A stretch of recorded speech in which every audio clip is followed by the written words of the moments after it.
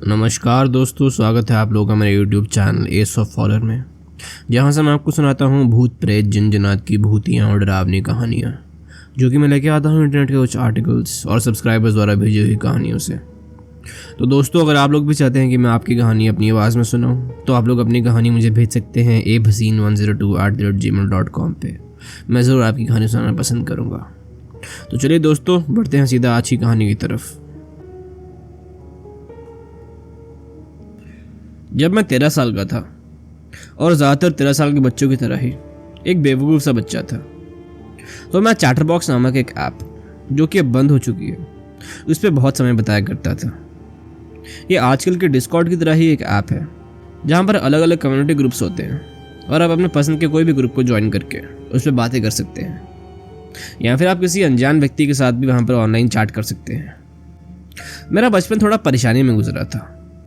मैं एक ऐसे अव्यवस्थित घर में पला बड़ा जहाँ पर ज़्यादातर मेरे माता पिता अनुपस्थित रहते थे और पूरे मिडिल स्कूल में मुझे काफ़ी परेशान किया जाता था।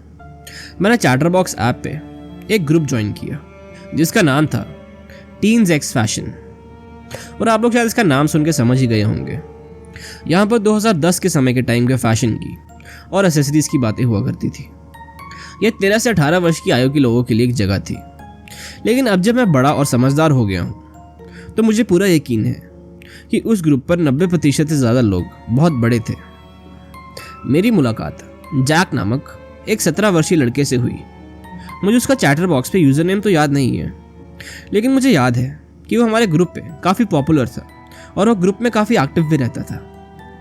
हम 2 साल तक लगभग हर दिन बात करते थे और वह जल्द ही मेरा सबसे बड़ा विश्वास पात्र बन गया। जब मैं 14 साल की उम्र में हाई स्कूल में दाखिल हुआ तो मेरे स्कूल में परेशानियां और बढ़ गई थी, साथ ही मेरे घर की स्थिति और भी खराब हो गई थी। हालांकि मैंने कभी किसी डॉक्टर को नहीं दिखाया था, लेकिन मुझे पूरा यकीन था कि मैं डिप्रेशन में चला गया हूँ। मेरे मन में आत्महत्या के कुछ विचार आने लगे थे, और जब मैंने जैक को इसके बारे में बताया तो उसने मेरे प्रति सहानुभूति दिखाई। जैक ने बोला, मैं तुम्हें दोष नहीं देता, ये दुनिया बहुत ही बकवास है। मैं भी कभी कभी चीज़ों को ख़त्म करने के बारे में सोचता हूँ। मुझे खुशी हुई कि उसने मेरे माता पिता और स्कूल के कुछ टीचर्स के विपरीत मेरी बातों को अनदेखा नहीं किया, और उसने मुझसे वादा किया कि मेरी ज़िंदगी में चीज़ें बेहतर हो जाएंगी, और मैं उसकी बातों से काफ़ी आकर्षित हुआ। जैक ने बोला, तुम अभी भी बहुत छोटे हो, 1-2 साल वेट करो, शायद चीज़ें ठीक हो जाएंगी। अपने जीवन को एक और मौका दो, और अगर तब तक कुछ बेहतर नहीं हुआ तो फिर हम आगे का बाद में देखेंगे। मैंने उसकी सलाह मानी और चीज़ों के बेहतर होने का इंतज़ार किया, लेकिन मुझे सुरंग के अंत में कोई रोशनी नहीं दिख रही थी। जब मैं 15 साल का हुआ तब तक मैं हाई स्कूल से बाहर आ चुका था। मैं मुश्किल से अपने कमरे से बाहर निकलता था, और मुझे अपने दांत ब्रश करने जैसे बुनियादी काम करने में भी परेशानी हो रही थी। जब मैंने जैक को अपनी स्थिति के बारे में बताया तो उसने कहा, ईमानदारी से कहूँ तो मैं भी ठीक नहीं हूँ। मैंने कुछ महीने पहले साइनाइड की गोलियां खरीदी थी, बस सही समय का इंतज़ार है। मुझे यह सुनकर आश्चर्य हुआ। जैक हमेशा से ये खुशमिजाज आदमी लगता था। कुछ हफ्तों तक उसने जो कहा उसके बारे में सोचने के बाद, और उसने जिन गोलियों का जिक्र किया था उनके बारे में कुछ रिसर्च करने के बाद, मैंने पूछा कि क्या मैं उससे कुछ गोलियां खरीद सकता हूँ, बस ज़रूरत पड़ने पर, और वो मान गया। मैंने उसे सुझाव दिया कि वह उन्हें मेरे पास भेज दे, लेकिन कुछ चर्चा के बाद मुझे जानकर आश्चर्य हुआ कि हम दोनों एक ही शहर में रहते थे। मैंने उसे अपने घर का पता नहीं दिया था। इस पूरी घटना के दौरान मेरे दिमाग में यही एकमात्र समझदारी भरा विचार आया, और इसलिए हम लोग एक सार्वजनिक स्थान पर मिलने के लिए सहमत हुए। जहां मैं रहता था वहां से लगभग 1 घंटे की दूरी पर एक कैफे था। कुछ सप्ताह बाद हमारी तय की हुई मुलाकात की तारीख आ गई, और मैं बस से उस कैफे तक पहुंचा। मेरे पास उसकी टीन्स एक्स फैशन पर पोस्ट की गई एक सेल्फी थी, लेकिन जब मैं कैफे में घुसा और चारों ओर देखा तो मुझे कोई भी ऐसा व्यक्ति नहीं दिखा जो तस्वीरों से थोड़ा भी मिलता जुलता हो। मैं इधर उधर घूमता रहा, यह सोचकर कि वह देर से आ रहा होगा, इससे पहले कि मैंने कोने की मेज से किसी को मेरा नाम पुकारते हुए सुना। मैंने उस आदमी की ओर देखा जिसने मुझे पुकारा था। ये जैक ही होना चाहिए था, कोई और मेरा नाम कैसे जानता होगा। लेकिन वो इंसान अलग दिख रहा था। वो तस्वीर वाले आदमी से ज़्यादा लंबा ज़्यादा भारी और ज़्यादा उम्र का लग रहा था। यह बताना मुश्किल था कि उसकी उम्र क्या थी, लेकिन वह निश्चित रूप से 19 साल का तो नहीं था। मैं उसके पास गया और उसका नाम पूछा और उसने मुझे अपना नाम जैक और अपना चैटर बॉक्स हैंडल दोनों बताया। जब मैं उसके सामने बैठा तो उसने मुझे एक दोस्ताना मुस्कान दी। वो देखने में बुरा नहीं था और ऐसा लग रहा था कि उसने हमारी मुलाकात के लिए अपने रूप रंग पर बहुत मेहनत की थी। लेकिन मैं ये देखकर हैरान हो गया कि उसकी उम्र काफ़ी ज़्यादा लग रही थी। इससे पहले कि हम दोनों कुछ ज़्यादा कहते, एक वेट्रेस हमारा ऑर्डर लेने के लिए आ गई। वेट्रेस का नाम लिडिया था और वह एक छोटी सी गोरी महिला थी, शायद ज़्यादा से ज़्यादा 21 साल की रही होगी। उसने हमारा ऑर्डर लिया और फिर हमें एक बहुत ही अजीब अटपटी बातचीत के लिए छोड़ दिया। मुझे नहीं पता था कि क्या कहना है। मैं अपने 2 साल पुराने दोस्त से मिलने के लिए उत्साहित था, लेकिन आज जब मैं वास्तव में वहाँ था तो मुझे लग रहा था कि यह बहुत ज़्यादा है। मैं इतना चुप था कि थोड़ी देर बाद जैक को बुरा लगने लगा। अरे, उसने एक बार कहा। मुझे एहसास भी नहीं हुआ कि मैं अपनी आंखें उसकी आंखों से हटा रहा था, लेकिन जब मैंने उसकी तरफ देखा तो वह मुझे एक अजीब नज़र से देख रहा था। तुम नाराज़ हो क्योंकि मेरा वजन बढ़ गया है ना? तुम्हें लगता है कि मैं बदसूरत हूँ, जैक ने कहा। मैं चौंक गया। नहीं, ऐसी बात नहीं है, मैंने कहा। मुझे नहीं लगता कि तुम बिल्कुल भी बदसूरत हो। वह वाकई परेशान लग रहा था। अचानक मुझे लगने लगा कि मैं एक बहुत ही बुरा व्यक्ति हूँ, जैसे कि मैं उसका फ़ायदा उठा रहा हूँ। और फिर मैं उससे बातें करके उसे थोड़ा कंफर्टेबल करने की कोशिश करने लगा। इसलिए नहीं कि मुझे चिंता थी कि वह मुझे गोली नहीं देगा, लेकिन इसीलिए क्योंकि वह मेरा एकमात्र दोस्त था और मैं चीज़ों को बर्बाद करने से डरता था। जल्दी हमारी बातचीत बढ़ गई और हम एक दूसरे के साथ कंफर्टेबल हो गए। थोड़ी देर बाद वो वेटर्स वापस आई।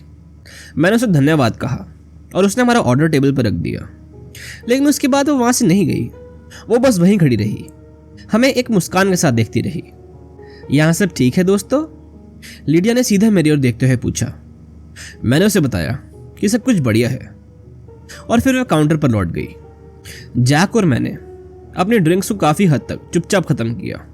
मुझे याद है कि मैं सीधे उसके चेहरे को नहीं देखना चाहता था।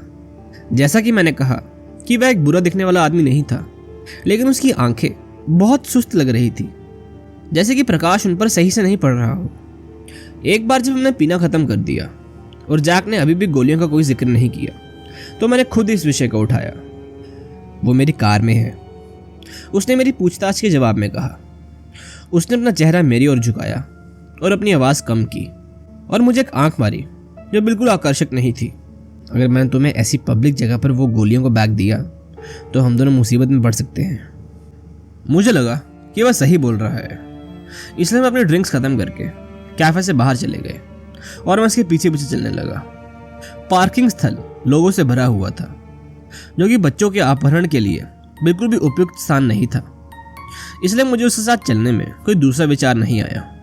लेकिन जब हम लोग कार्स की आखिरी रो में पहुंचे और जैक आगे बढ़ता रहा, तब मैंने अपनी गति धीमी कर ली। जब मैंने उससे पूछा कि वह कहाँ जा रहा है, तो उसने कहा, ओह, वो मैंने कार थोड़ी दूर पार्क की है। और ये कहते हुए थोड़ा मुस्कुराया, जैसे कि मैंने उससे कोई बेवकूफ़ी भरा सवाल पूछ लिया हो। और फिर वो बोला कि मैं तुम्हें सबके सामने साइनाइड की गोलियां नहीं दे सकता। मैंने चलना बंद कर दिया। मैं सोचने लगा कि मैं इस व्यक्ति को उतना नहीं जानता जितना मैं सोच रहा हूँ, और मैं निश्चित रूप से उसके साथ एक सुनसान इलाके में नहीं जाना चाहता था। लेकिन फिर मैंने सोचा कि मुझे अपनी ज़िंदगी की वैसे भी कोई परवाह नहीं है और मैं वैसे भी अपनी जान लेने के लिए ही तैयारी कर रहा हूँ।